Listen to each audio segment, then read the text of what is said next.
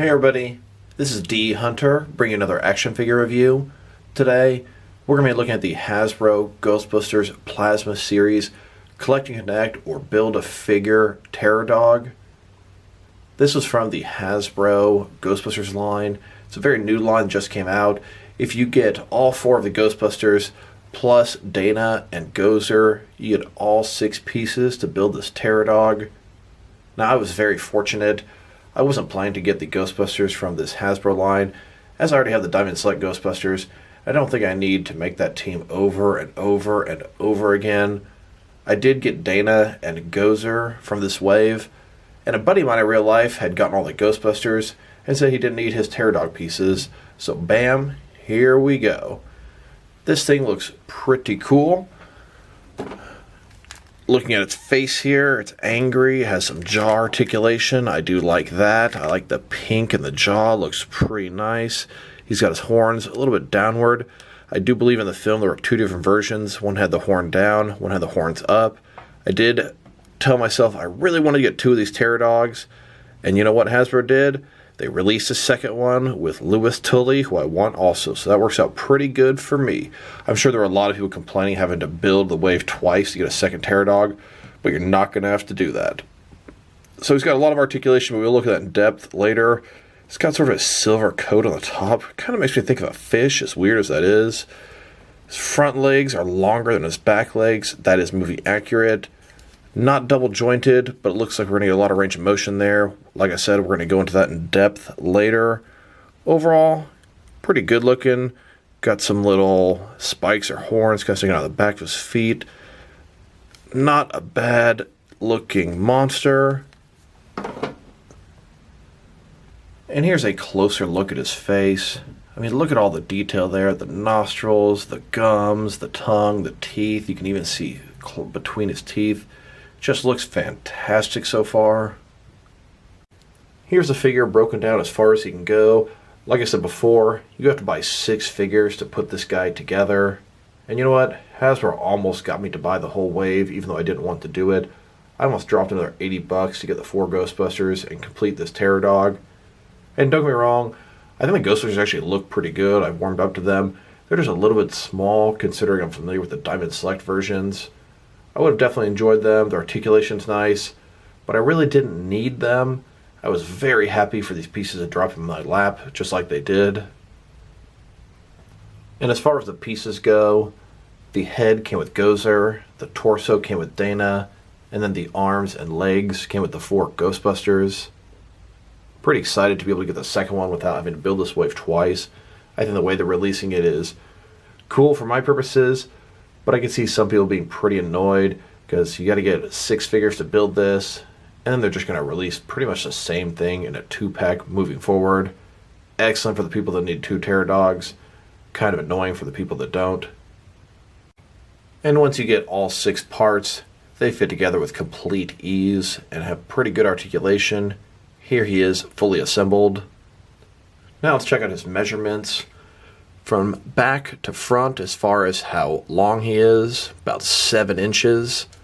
And then about how tall he is from this tallest point, about 4.5 inches. Now let's check out his articulation. Starting with his head here, he has an articulated jaw, and I love that.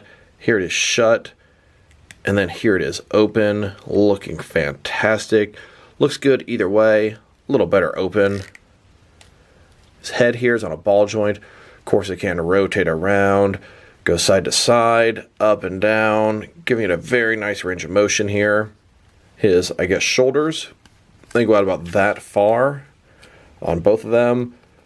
Up, down, around, all that good stuff.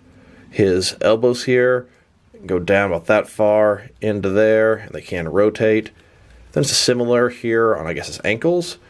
Can rotate around. It's really about all they can do. They can go up and down a little bit as well.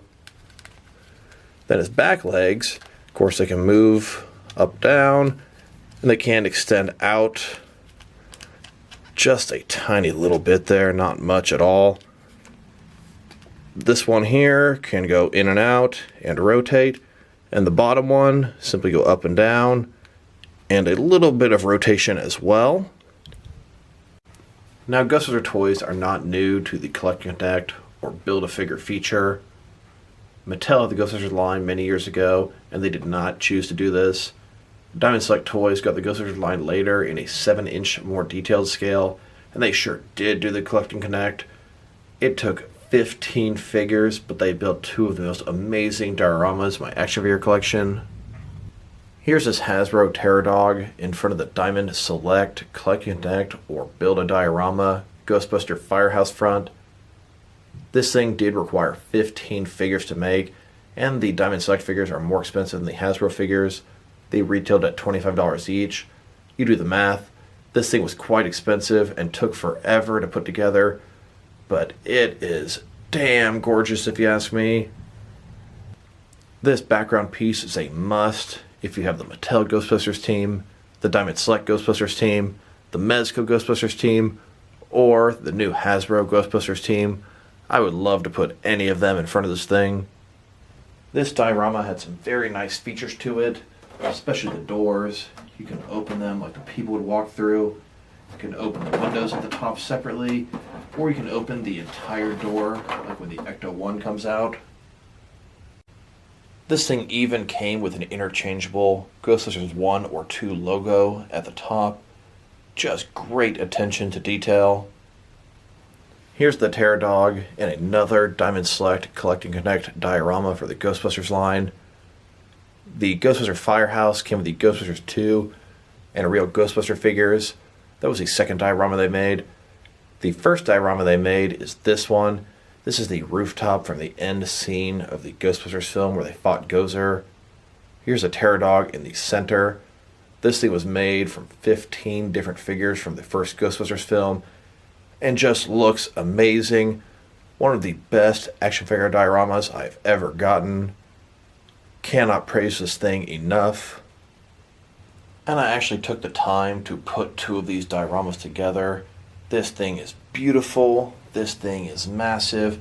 I typically keep this on the roof of a couple of my bookshelves as a rooftop in my overall action figure world, which is predominantly Batman related. And I cannot tell you how much I enjoy this diorama in my Gotham City. It is excellent for that purpose, and the detail is just spot on. I love how these two can connect like this, even though it's definitely not what you were intended to do with them. And I wanted to take a quick look at this diorama put together. You can see the edge here fit together pretty nicely. It gives you a very large rooftop area to play on. Great surface for your figures. One side here, side of the building. Other side here, the other side of the building. You can even go on the inside and put your figures in there. Putting two of these together is just amazing.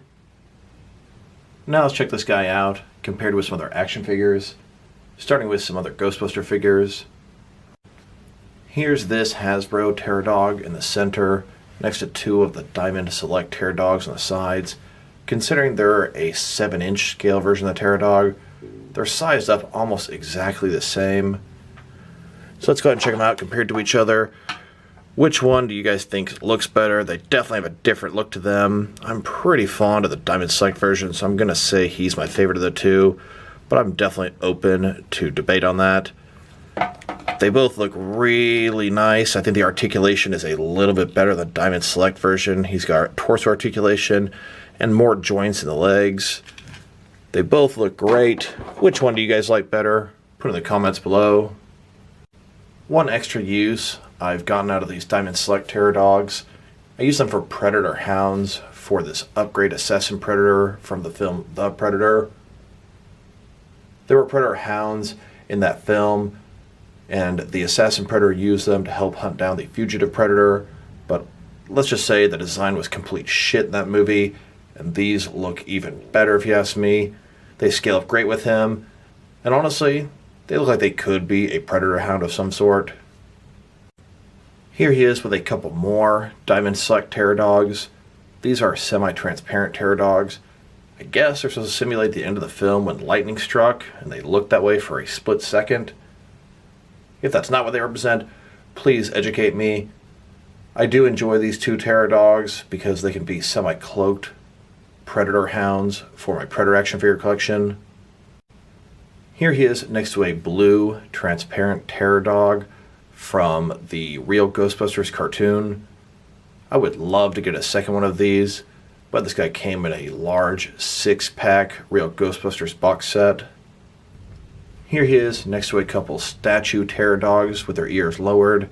These came with the Diamond Select 15-piece rooftop diorama. Here he is with another set of statue terror dogs. These two have their ears upward. Now, I don't know if Mattel ever made a terror dog in their collection. I'm going to go out on a limb here and assume they did. I do not have one from Mattel. And even further back, NECA actually made one of these. And that one looks pretty cool, but it's pretty expensive on the secondary market. I think its eyes lit up. I don't have that one either. Would love to get them if the opportunity arose, but probably will not at this point.